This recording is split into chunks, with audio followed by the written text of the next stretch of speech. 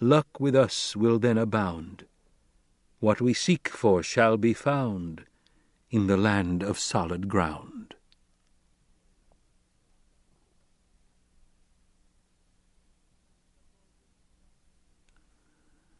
A bulging sack remained at Stilgar's feet. He crouched, placed his palms against it. Someone came up beside him, crouched at his elbow, and Paul recognized Chani's face in the hood shadow. Jameis carried 33 liters and 7 3/32 drachms of the tribe's water, Chani said. I bless it now in the presence of a Seadina. Ekeri Akairi, this is the water. Filisin Folasi of Paul Muad'Dib. Kivi Akavi, never the more, Nakalas. Nakelas, to be measured and counted, Ukair An, by the heartbeats Jan of our friend Jameis. In an abrupt and profound silence, Chani turned, stared at Paul. Presently she said, Where I am flame, be thou the coals. Where I am dew, be thou the water.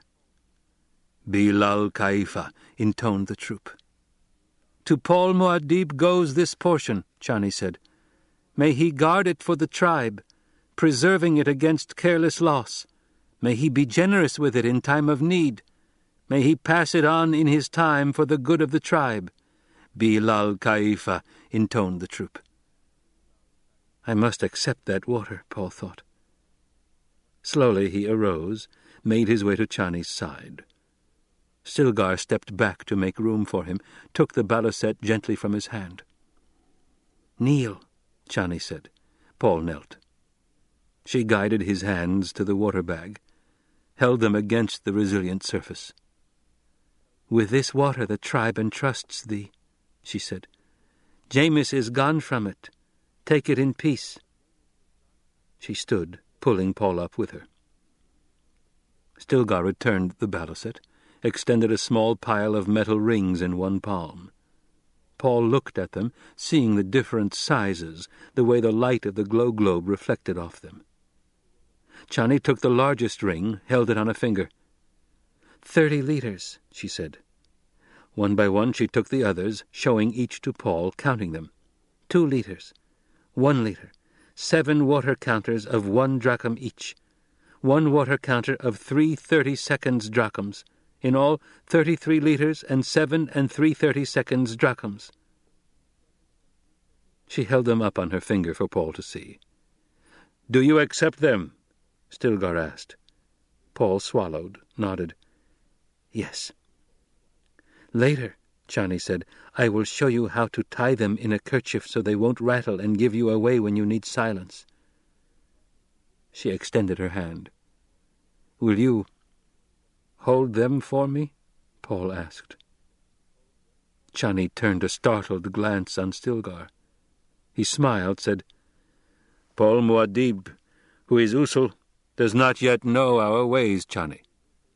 Hold his water counters without commitment, until it's time to show him the manner of carrying them. She nodded, whipped a ribbon of cloth from beneath her robe, linked the rings onto it with an intricate over and under weaving, hesitated, then stuffed them into the sash beneath her robe. I missed something there, Paul thought. He sensed the feeling of humor around him, something bantering in it, and his mind linked up a prescient memory. Water counters offered to a woman. Courtship ritual. Watermasters, Stilgar said. The troop arose in a hissing of robes. 2 men stepped out, lifted the water bag. Stilgar took down the glow globe, led the way with it into the depths of the cave. Paul was pressed in behind Chani, noted the buttery glow of light over rock walls, the way the shadows danced, and he felt the troop's lift of spirits contained in a hushed air of expectancy. Jessica, pulled into the end of the troop by eager hands, hemmed around by jostling bodies, suppressed a moment of panic. She had recognized fragments of the ritual, identified the shards of Chakobsa and Botani Jib in the words, and she knew the wild violence that could explode out of these seemingly simple moments. John, John, John, she thought. Go, go, go. It was like a child's game that had lost all inhibition in adult hands. Stilgar stopped at a yellow rock wall. He pressed an outcropping, and the wall swung silently away from him, opening along an irregular crack. He led the way through, past a dark honeycomb lattice that directed a cool wash of air across Paul when he passed it. Paul turned a questioning stare on Chani, tugged her arm. "That air felt damp," he said. "Shh," she whispered. But a man behind them said, "Plenty of moisture in the trap tonight. James's way of telling us he's satisfied." Jessica passed through the secret door, heard it close behind. She saw how the Fremen slowed while passing the honeycomb lattice, felt the dampness of the air as she came opposite it. "Wind trap," she thought. "They've a concealed wind trap somewhere on the surface to funnel air down here into cooler regions and precipitate the moisture from it." They passed through another rock door with latticework above it, and the door closed behind them. The draught of air at their backs carried a sensation of moisture clearly perceptible to both Jessica and Paul. At the head of the troop, the glow globe in Stilgar's hands dropped below the level of the heads in front of Paul. Presently he felt steps beneath his feet, curving down to the left. Light reflected back up across hooded heads, and a winding movement of people spiraling down the steps. Jessica sensed mounting tension in the people around her, a pressure of silence that rasped her nerves with its urgency. The steps ended, and the troop passed through another low door. The light of the glow globe was swallowed in a great open space with a high curved ceiling. Paul felt Chani's hand on his arm, heard a faint dripping sound in the chill air, felt an utter stillness come over the Fremen in the cathedral presence of water. "I have seen this place in a dream," he thought. The thought was both reassuring and frustrating. Somewhere ahead of him on this path, the fanatic hordes cut their gory path across the universe in his name. The green and black Atreides banner would become a symbol of terror. Wild legions would charge into battle, screaming their war cry, Muad'Dib. It must not be, he thought. I cannot let it happen. But he could feel the demanding race consciousness within him, his own terrible purpose, and he knew that no small thing could deflect the juggernaut. It was gathering weight and momentum. If he died this instant, the thing would go on through his mother and his unborn sister. Nothing less than the deaths of all the troop gathered here and now, himself and his mother included, could stop the thing. Paul stared around him, saw the troop spread out in a line. They pressed him forward against a low barrier carved from native rock. Beyond the barrier, in the glow of Stilgar's globe, Paul saw an unruffled, dark surface of water. It stretched away into shadows, deep and black, the far wall only faintly visible, perhaps 100 meters away. Jessica felt the dry pulling of skin on her cheeks and forehead relaxing in the presence of moisture. The water pool was deep. She could sense its deepness, and resisted a desire to dip her hands into it. A splashing sounded on her left. She looked down the shadowy line of Fremen, saw Stilgar with Paul standing beside him, and the watermasters emptying their load into the pool through a flow meter. The meter was a round grey eye above the pool's rim. She saw its glowing pointer move as the water flowed through it, saw the pointer stop at 33 liters, 7 3/30 drachms. Superb accuracy in water measurement, Jessica thought. And she noted that the walls of the meter trough held no trace of moisture after the water's passage. The water flowed off those walls without binding tension. She saw a profound clue to Fremen technology in the simple fact they were perfectionists. Jessica worked her way down the barrier to Stilgar's side.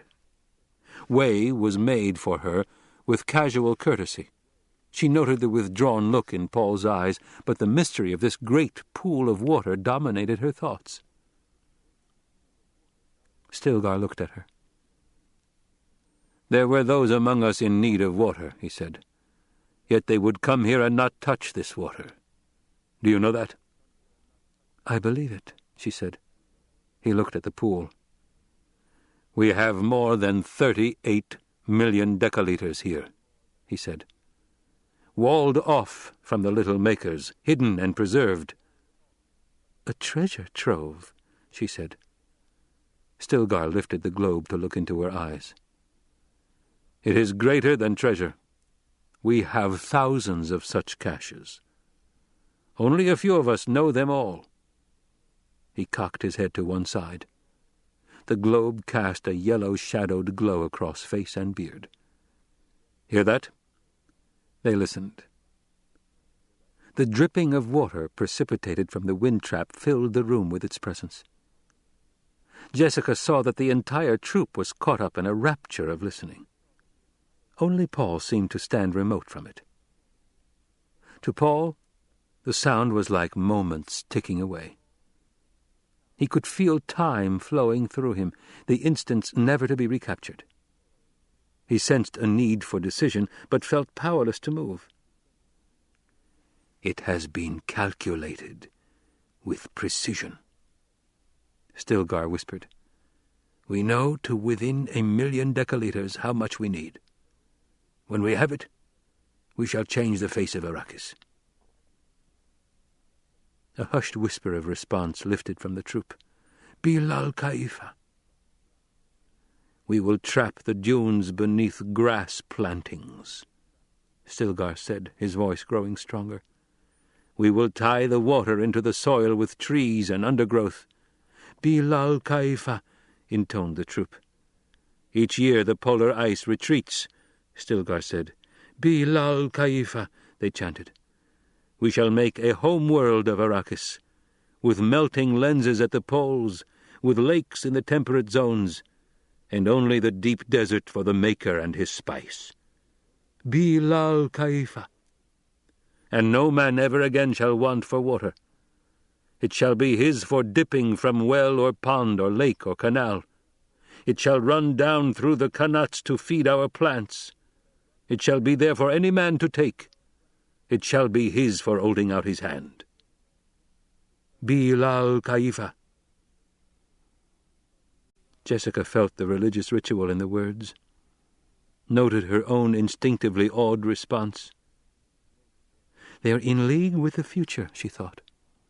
"They have their mountain to climb. This is the scientist's dream. And these simple people, these peasants, are filled with it." Her thoughts turned to Liet Kynes, the Emperor's planetary ecologist, the man who had gone native, and she wondered at him. This was a dream to capture men's souls, and she could sense the hand of the ecologist in it. This was a dream for which men would die willingly. It was another of the essential ingredients that she felt her son needed, people with a goal.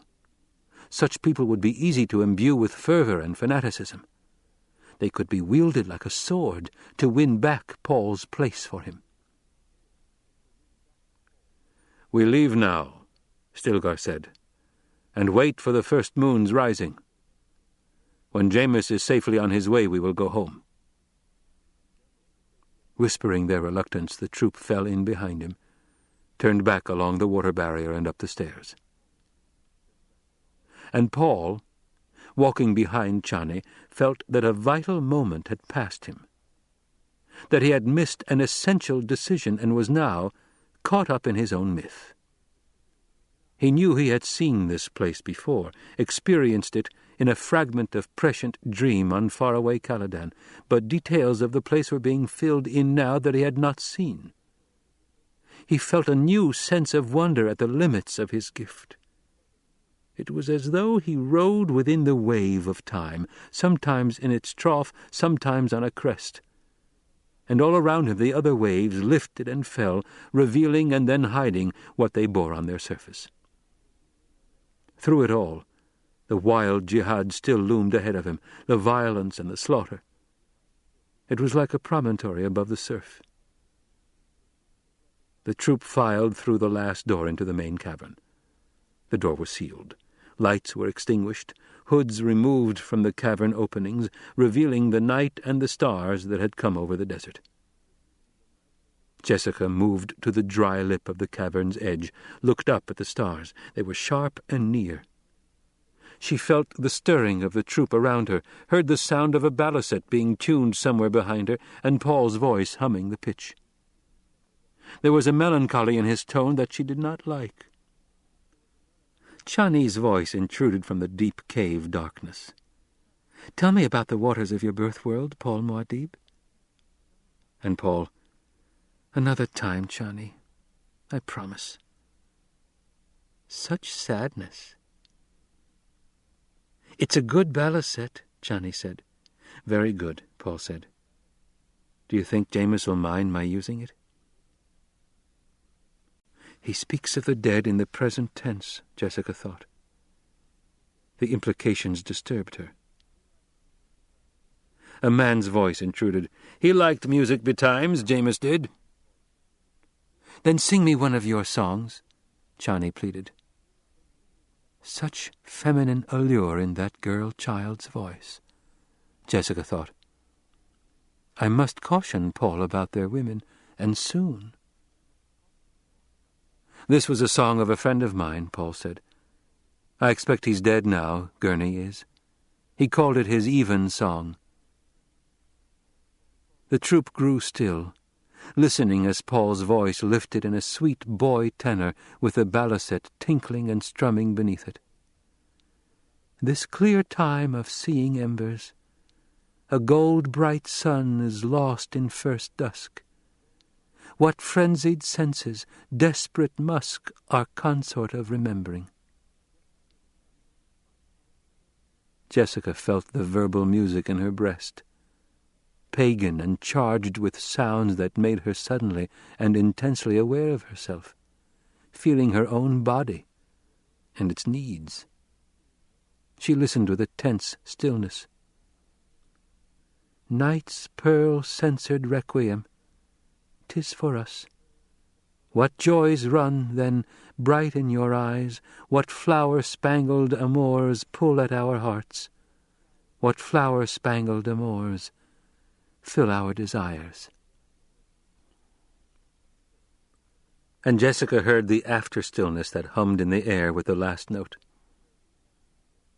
Why does my son sing a love song to that girl-child? She asked herself. She felt an abrupt fear. She could sense life flowing around her, and she had no grasp on its reins.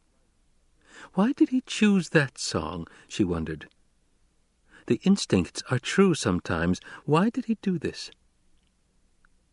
Paul sat silently in the darkness, a single stark thought dominating his awareness. My mother is my enemy. She does not know it, but she is. She is bringing the jihad. She bore me. She trained me. She is my enemy.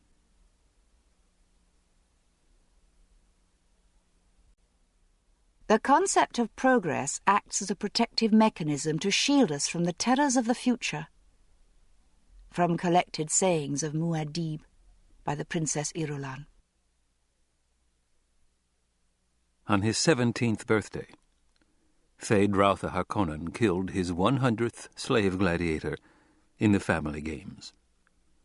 Visiting observers from the imperial court, a Count and Lady Fenring, were on the Harkonnen homeworld of Gedi Prime for the event, invited to sit that afternoon with the immediate family in the golden box above the triangular arena. In honor of the Nab-Baron's nativity, and to remind all Harkonnens and subjects that Feyd-Rautha was heir designate, it was holiday on Gedi Prime. The old Baron had decreed a meridian-to-meridian rest from labors, and effort had been spent in the family city of Harco to create the illusion of gaiety. Banners flew from buildings, new paint had been splashed on the walls along Court Way. But off the main way, Count Fenring and his lady noted the rubbish heaps, the scabrous brown walls reflected in the dark puddles of the streets, and the furtive scurrying of the people. In the Baron's blue-walled keep there was fearful perfection. But the Count and his lady saw the price being paid. Guards everywhere, and weapons with that special sheen that told a trained eye they were in regular use. There were checkpoints for routine passage from area to area, even within the keep. The servants revealed their military training in the way they walked, in the set of their shoulders, in the way their eyes watched and watched and watched. "The pressure's on," the Count hummed to his lady in their secret language. "The Baron is just beginning to see the price he really paid to rid himself of the Duke Leto. Sometime I must recount for you the legend of the Phoenix," she said. They were in the reception hall of the keep, waiting to go to the family games. It was not a large hall, perhaps 40 meters long and half that in width. But false pillars along the sides had been shaped with an abrupt taper, and the ceiling had a subtle arch, all giving the illusion of much greater space. "Ah, here comes the Baron," the Count said. The Baron moved down the length of the hall with that peculiar waddling glide imparted by the necessities of guiding suspensor-hung weight. His jowls bobbed up and down. The suspensors jiggled and shifted beneath his orange robe. Rings glittered on his hands, and opifires shone where they had been woven into the robe. At the Baron's elbow walked Feyd-Rautha. His dark hair was dressed in close ringlets that seemed incongruously gay above sullen eyes. He wore a tight-fitting black tunic and snug trousers with a suggestion of bell at the bottom. Soft-soled slippers covered his small feet. Lady Fenring, noting the young man's poise and the sure flow of muscles beneath the tunic, thought, "Here's one who won't let himself go to fat." The Baron stopped in front of them, took Feyd-Rautha's arm in a possessive grip, said, "My nephew, the Baron, Feyd-Rautha Harkonnen." And turning his baby-fat face toward Feyd-Rautha, he said, "The Count and Lady Fenring of whom I have spoken." Feyd-Rautha dipped his head with the required courtesy. He stared at the Lady Fenring. She was golden-haired and willowy. Her perfection of figure clothed in a flowing gown of ecru, simple fitness of form without ornament. Grey-green eyes stared back at him. She had that Bene Gesserit serene repose about her that the young man found subtly disturbing. Said the Count. He studied Feyd-Rautha. "The precise young man. My dear?" The Count glanced at the Baron. "My dear Baron, you say you've spoken of us to this precise young man? What did you say?" "I told my nephew of the great esteem our Emperor holds for you, Count Fenring," the Baron said, and he thought, "Mark him well, Feyd. A killer with the manners of a rabbit. This is the most dangerous kind." "Of course," said the Count, and he smiled at his lady. Feyd-Rautha found the man's actions and words almost insulting. They stopped just short of something overt that would require notice. The young man focused his attention on the Count, a small man, weak-looking. The face was weaselish with over-large dark eyes. There was grey at the temples, and his movements... He moved a hand or turned his head one way, then he spoke another way. It was difficult to follow. You come upon such preciseness so rarely," the Count said, addressing the Baron's shoulder. "I congratulate you on the perfection of your heir, in the light of the elder, one might say." "You are too kind," the Baron said. He bowed, but Feyd-Rautha noted that his uncle's eyes did not agree with the courtesy. When you're ironic, that suggests you're thinking deep thoughts, the Count said. There he goes again, Feyd-Rautha thought. It sounds like he's being insulting, but there's nothing you can call out for satisfaction. Listening to the man gave Feyd-Rautha the feeling his head was being pushed through mush. Feyd-Rautha turned his attention back to the Lady Fenring. We're taking up too much of this young man's time, she said. I understand he's to appear in the arena today. By the houris of the Imperial Harem, she's a lovely one, Feyd-Rautha thought. He said, I shall make a kill for you this day, my lady. I shall make the dedication in the arena, with your permission. She returned his stare serenely, but her voice carried whiplash as she said, You do not have my permission. Feyd, the Baron said, and he thought, that imp, does he want this deadly Count to call him out? But the Count only smiled and said, You really must be getting ready for the arena, Feyd, the Baron said. You must be rested and not take any foolish risks. Feyd-Rautha bowed, his face dark with resentment. I am sure everything will be as you wish, uncle. He nodded to Count Fenring. Sir, to the lady, my lady. And he turned, strode out of the hall, barely glancing at the knot of families minor near the double doors. He's so young, the Baron sighed. Indeed, the Count said. And the Lady Fenring thought, Can that be the young man the Reverend Mother meant? Is that a bloodline we must preserve? We've more than an hour before going to the arena, the Baron said. Perhaps we could have our little talk now, Count Fenring. He tipped his gross head to the right. There's a considerable amount of progress to be discussed. And the Baron thought, Let us see now how the Emperor's errand boy gets across whatever message he carries without ever being so crass as to speak it right out. The Count spoke to his lady. You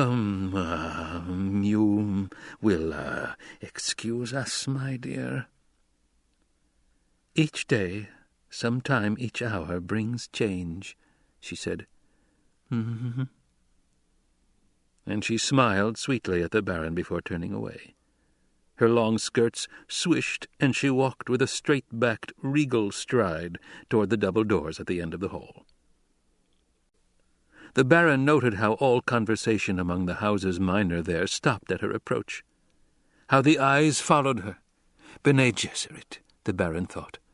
The universe would be better rid of them all. There's a cone of silence between two of the pillars over here on our left, the Baron said. We can't talk there without fear of being overheard. He led the way with his waddling gait into the sound-deadening field, feeling the noises of the keep become dull and distant. The Count moved up beside the Baron, and they turned, facing the wall so their lips could not be read. We're not satisfied with the way you ordered the Sardaukar off Arrakis, the Count said. Straight talk, the Baron thought. The Sardaukar could not stay longer without risking that others would find out how the Emperor helped me, the Baron said. But your nephew Rabban does not appear to be pressing strongly enough toward a solution of the Fremen problem. What does the Emperor wish? The Baron asked. There cannot be more than a handful of Fremen left on Arrakis. The southern desert is uninhabitable.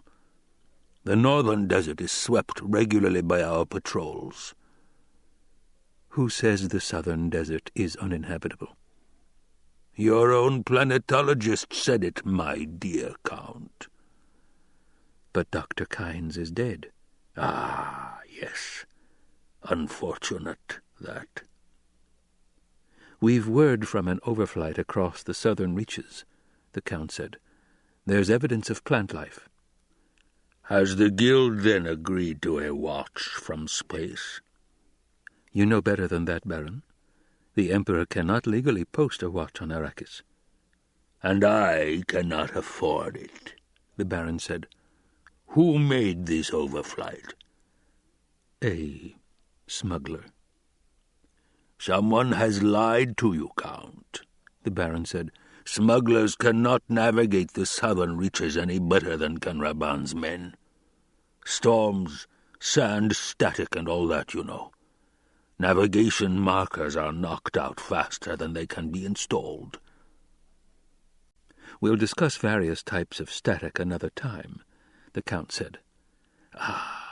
The Baron thought. "Have you found some mistake in my accounting, then?" he demanded. "When you imagine mistakes, there can be no self-defense," the Count said.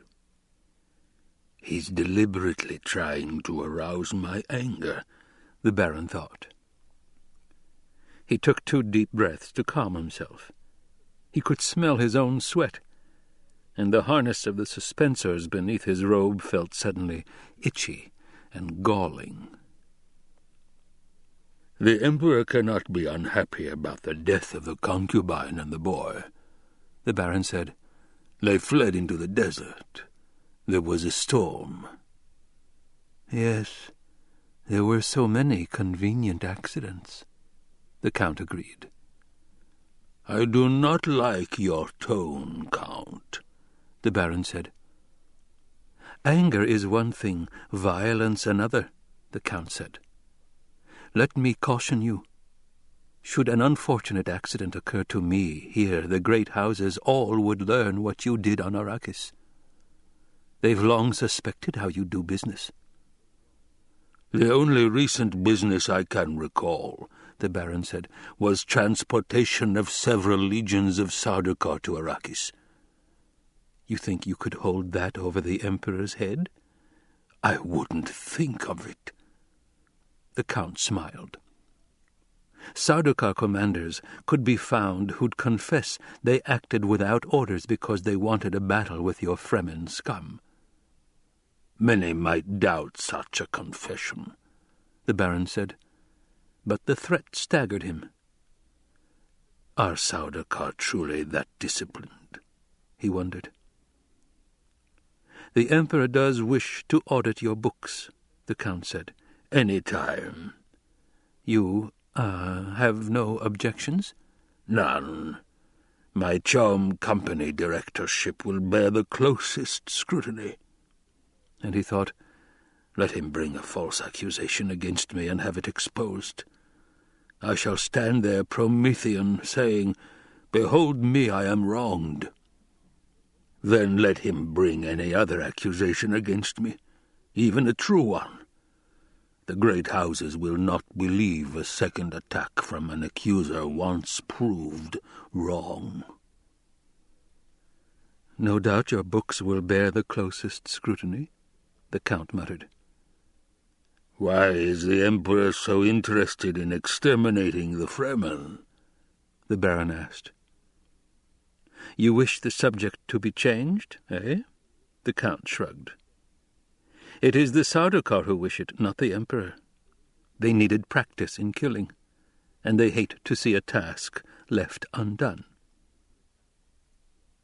"Does he think to frighten me by reminding me that he is supported by bloodthirsty killers?"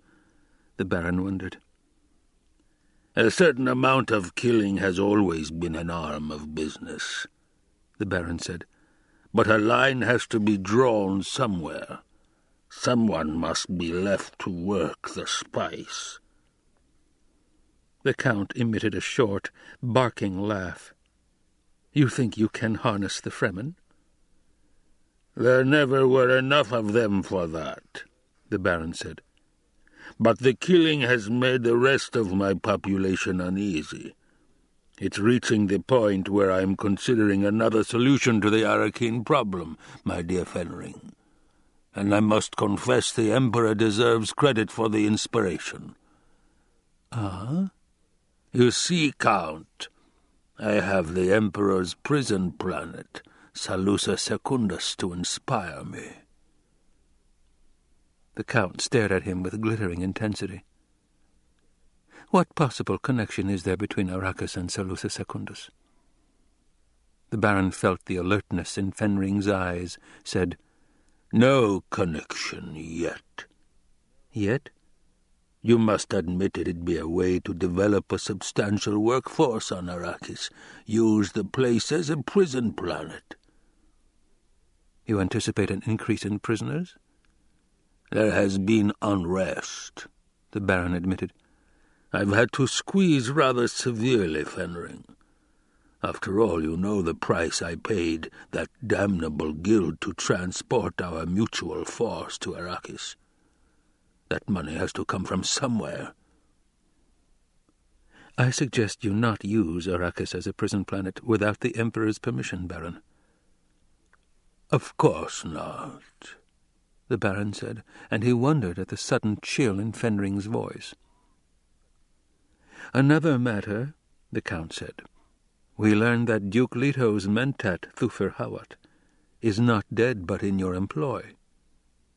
I could not bring myself to waste him, the Baron said. You lied to our Sardaukar commander when you said Hawat was dead. Only a white lie, my dear Count. I hadn't the stomach for a long argument with the man. Was Hawat the real traitor? Oh, goodness, no. It was the false doctor. The Baron wiped at perspiration on his neck. You must understand, Fenring, I was without a mentat. You know that. I've never been without a mentat. It was most unsettling. How could you get Hawat to shift allegiance? His duke was dead. The Baron forced a smile. There's nothing to fear from Hawat, my dear Count. The mentat's flesh has been impregnated with a latent poison. We administer an antidote in his meals. Without the antidote, the poison is triggered. He'd die in a few days. Withdraw the antidote, the Count said. But he's useful. And he knows too many things no living man should know. You said the Emperor doesn't fear exposure. Don't play games with me, Baron. When I see such an order above the Imperial seal, I'll obey it, the Baron said.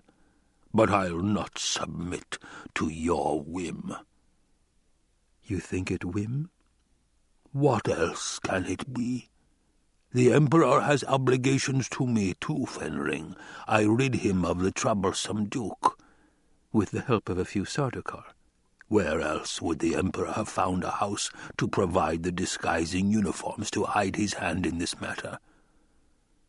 He has asked himself the same question, Baron, but with a slightly different emphasis. The Baron studied Fenring, noting the stiffness of jaw muscles, the careful control. Now, the Baron said, I hope the Emperor doesn't believe he can move against me in total secrecy. He hopes it won't become necessary. The Emperor cannot believe I threaten him. The Baron permitted anger and grief to edge his voice, thinking, let him wrong me in that. I could place myself on the throne while still beating my breast over how I'd been wronged. The Count's voice went dry and remote as he said, the Emperor believes what his senses tell him. Dare the Emperor charge me with treason before a full Landstrad Council? And the Baron held his breath with the hope of it. The Emperor need dare nothing. The Baron whirled away in his suspensors to hide his expression. It could happen in my lifetime, he thought. Emperor, let him wrong me. Then the bribes and coercion, the rallying of the great houses, they'd flock to my banner like peasants running for shelter. The thing they fear above all else is the Emperor's Sardaukar loosed upon them one house at a time. "It's the Emperor's sincere hope he'll never have to charge you with treason," the Count said. The Baron found it difficult to keep irony out of his voice and permit only the expression of hurt, but he managed. "I've been a most loyal subject. These words hurt me beyond my capacity to express." Said the Count. The Baron kept his back to the Count, nodding. Presently he said, "It's time to go to the arena." "Indeed," said the Count. They moved out of the cone of silence and side by side walked toward the clumps of houses minor at the end of the hall. A bell began a slow tolling somewhere in the keep, 20-minute warning for the arena gathering. "The houses minor wait for you to lead them," the Count said, nodding toward the people they approached. Double meaning, the Baron thought. He looked up at the new talismans flanking the exit to his hall. The mounted bull's head and the oil painting of the old Duke Atreides, the late Duke Leto's father. They filled the Baron with an odd sense of foreboding, and he wondered what thoughts these talismans had inspired in the Duke Leto as they hung in the halls of Caladan, and then on Arrakis, the bravura father and the head of the bull that had killed him. "Mankind has only one science," the Count said as they picked up their parade of followers and emerged from the hall into the waiting room, a narrow space with high windows and floor of patterned white and purple tile. "And what science is that?" the Baron asked. "It's the science of discontent," the Count said. The houses minor behind them, sheep-faced and responsive, laughed with just the right tone of appreciation. But the sound carried a note of discord as it collided with the sudden blast of motors that came to them when pages threw open the outer doors, revealing the line of ground cars, their guide on pennants whipping in a breeze. The Baron raised his voice to surmount the sudden noise, said, "I hope you'll not be discontented with the performance of my nephew today, Count Fenring." "I am filled only with a sense of anticipation, yes," the Count said. "Always in the process verbal, one must consider the office of origin." The Baron did his sudden stiffening of surprise by stumbling on the first step down from the exit. Process verbal. That was a report of a crime against the Imperium. But the Count chuckled to make it seem a joke, and patted the Baron's arm. All the way to the arena, though, the Baron sat back among the armoured cushions of his car, casting covert glances at the Count beside him, wondering why the Emperor's errand boy had thought it necessary to make that particular kind of joke in front of the houses minor. It was obvious that Fenring seldom did anything he felt to be unnecessary, or used two words where one would do, or held himself to a single meaning in a single phrase. They were seated in the golden box above the triangular arena, horns blaring, the tiers above and around them jammed with a hubbub of people and waving pennants, when the answer came to the Baron. "My dear Baron," the Count said, leaning close to his ear, "you know, don't you, that the Emperor has not given official sanction to your choice of heir?" The Baron felt himself to be within a sudden personal cone of silence produced by his own shock. He stared at Fenring, barely seeing the Count's lady come through the guards beyond to join the party in the golden box. "That's really why I'm here today," the Count said. "The Emperor wishes me to report on whether you've chosen a worthy successor. There's nothing like the arena to expose the true person from beneath the mask. Eh?" "The Emperor promised me free choice of heir," the Baron grated. "We shall see," Fenring said, and turned away to greet his lady. She sat down, smiling at the Baron, then giving her attention to the sand floor beneath them, where Feyd-Rautha was emerging in guiles and tights. The black glove and the long knife in his right hand, the white glove and the short knife in his left hand. "White for poison, black for purity," the Lady Fenring said. "A curious custom, isn't it, my love?" The Count said. The greeting cheer lifted from the family galleries, and Feyd-Rautha paused to accept it, looking up and scanning the faces, seeing his cousines and cousins, the demi-brothers, the concubines, and out-frame relations.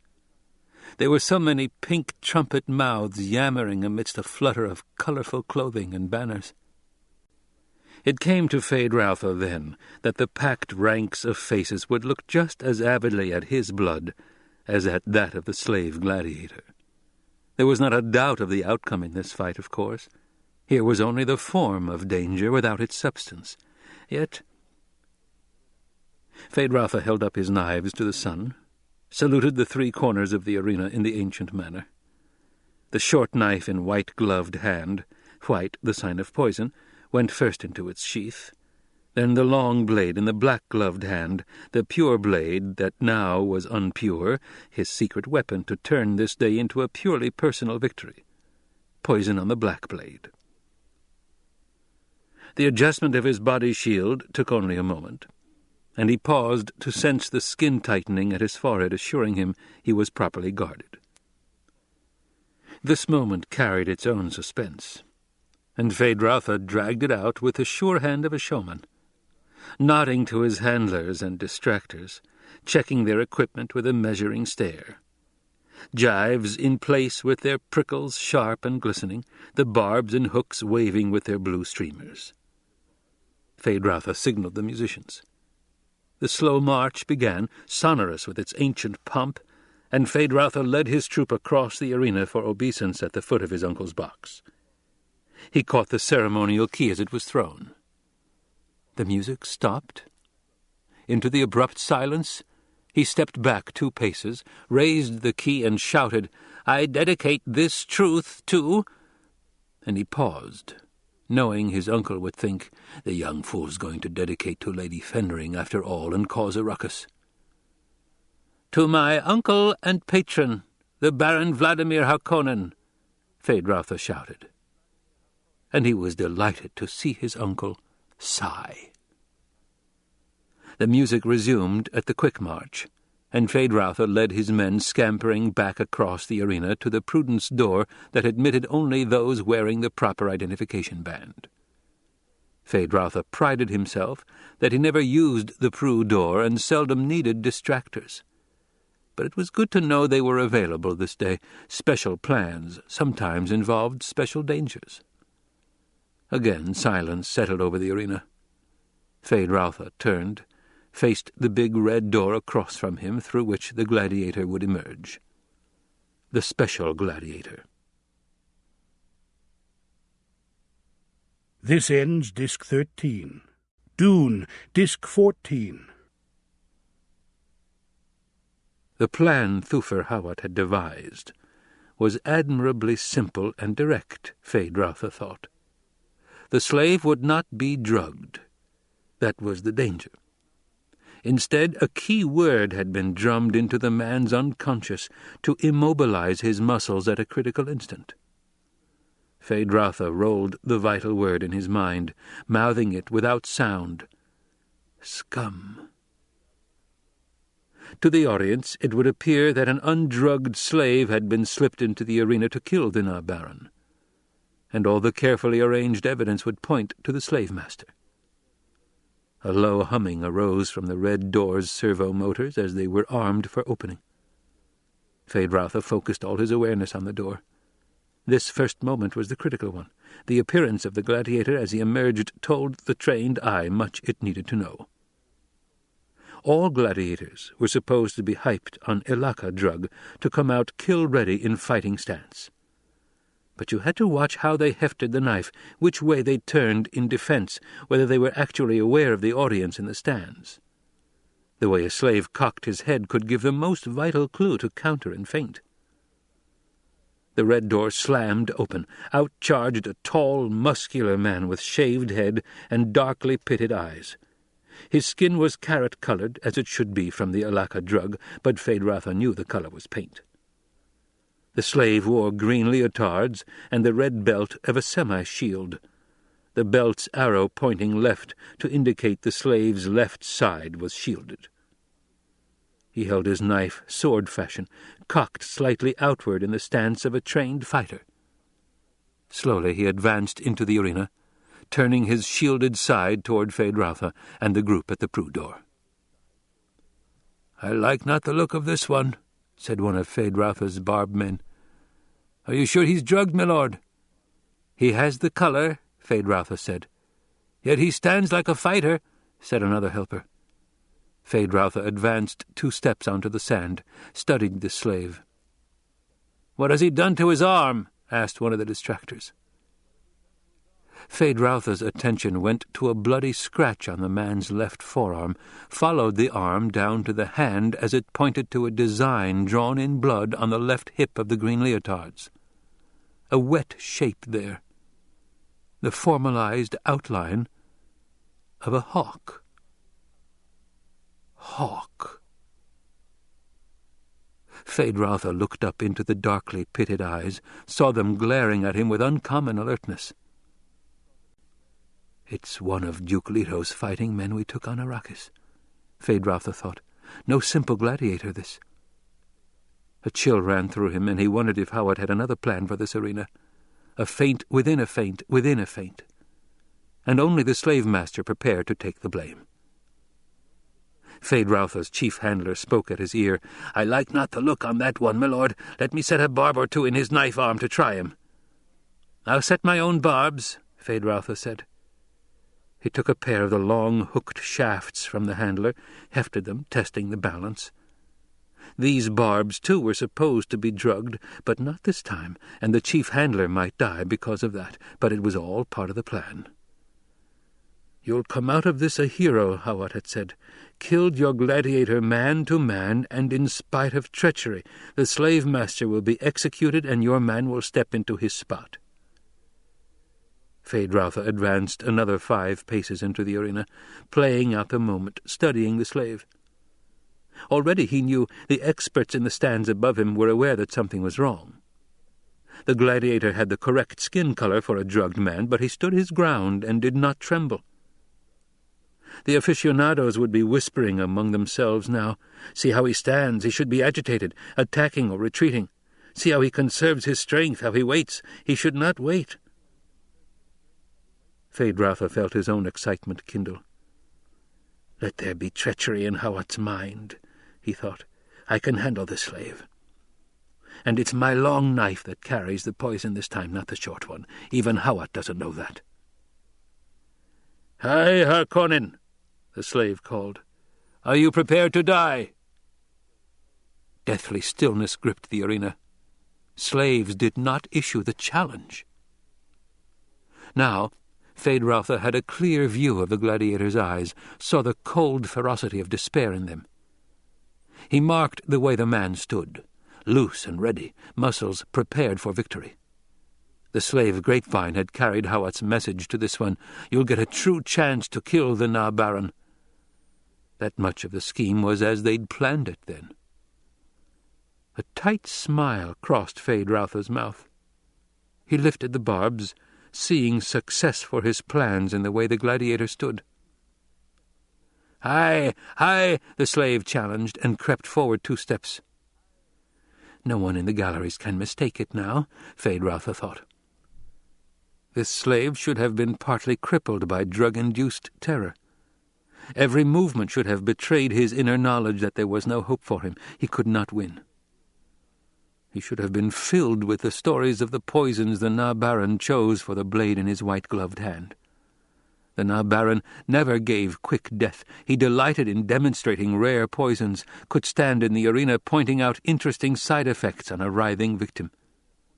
There was fear in the slave, yes, but not terror. Feyd-Rautha lifted the barbs high, nodded in an almost greeting. The gladiator pounced. His feint and defensive counter were as good as any Feyd-Rautha had ever seen. A timed side blow missed by the barest fraction from severing the tendons of the Na-Baron's left leg. Feyd-Rautha danced away, leaving a barbed shaft in the slave's right forearm, the hooks completely buried in flesh where the man could not withdraw them without ripping tendons. A concerted gasp lifted from the galleries. The sound filled Feyd-Rautha with elation. He knew now what his uncle was experiencing, sitting up there with the Fenrings, the observers from the imperial court beside him. There could be no interference with this fight. The forms must be observed in front of witnesses, and the Baron would interpret the events in the arena only one way: threat to himself. The slave backed, holding knife in teeth and lashing the barbed shaft to his arm with the pennant. "I do not feel your needle," he shouted. Again he crept forward, knife ready, left side presented, his body bent backward to give it the greatest surface of protection from the half-shield. That action, too, didn't escape the galleries. Sharp cries came from the family boxes. Feyd-Rautha's handlers were calling out to ask if he needed them. He waved them back to the Prue door. "I'll give them a show such as they've never had before," Feyd-Rautha thought.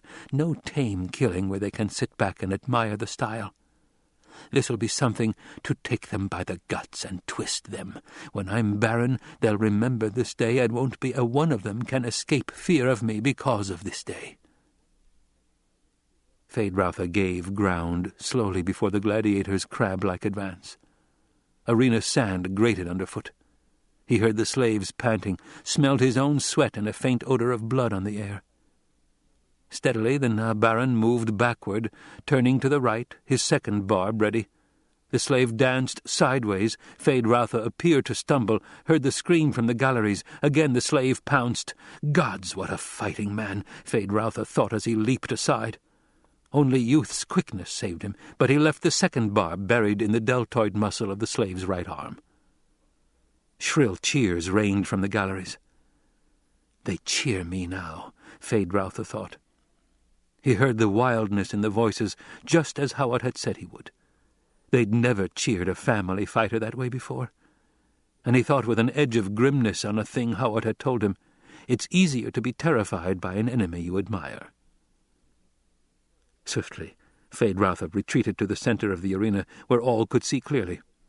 He drew his long blade, crouched, and waited for the advancing slave. The man took only the time to lash the second barb tight to his arm, then sped in pursuit. Let the family see me do this thing, Feyd-Rautha thought. I am their enemy. Let them think of me as they see me now. He drew his short blade. I do not fear you, Harkonnen swine, the gladiator said. Your tortures cannot hurt a dead man. I can be dead on my own blade before a handler lays finger to my flesh, and I'll have you dead beside me. Feyd-Rautha grinned, offered now the long blade, the one with the poison. Try this on, he said, and feinted with the short blade in his other hand. The slave shifted knife hands, turned inside, both parry and feint, to grapple the Na-Baron's short blade, the one in the white-gloved hand that tradition said should carry the poison. You will die, Harkonnen, the gladiator gasped. They struggled sideways across the sand. Where Feyd-Rautha's shield met the slave's half-shield, a blue glow marked the contact, the air around them filled with ozone from the field. Die on your own poison, the slave grated. He began forcing the white-gloved hand inward, turning the blade he thought carried the poison. Let them see this, Feyd-Rautha thought. He brought down the long blade, felt it clang uselessly against the barbed shaft lashed to the slave's arm. Feyd-Rautha felt a moment of desperation.